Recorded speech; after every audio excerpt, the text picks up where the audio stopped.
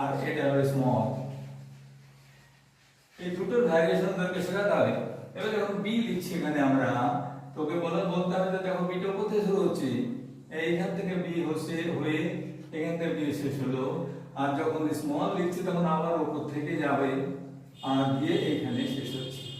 এইটা capital B আর এটা small B, এইটা মনে করিয়ে শেখাতে হবে যে কোনটা বড় হাতের কোনটা ছোট হাতের, কোনটা বড় হাতের কোনটা ছোট হাতের। বড় হাতেরটা এখান থেকে শুরু হচ্ছে উপর লাইন থেকে, টপ লাইন থেকে, আর এইখানে যে নিচের লাইনটা এটা লাস্ট লাইন, এটাকে টাচ করতে হবে না, এখানে কিছুতে এটা নেমে আসবে না। ক্যাপিটাল মানে এখান থেকে এসে এখানে শেষ হচ্ছে।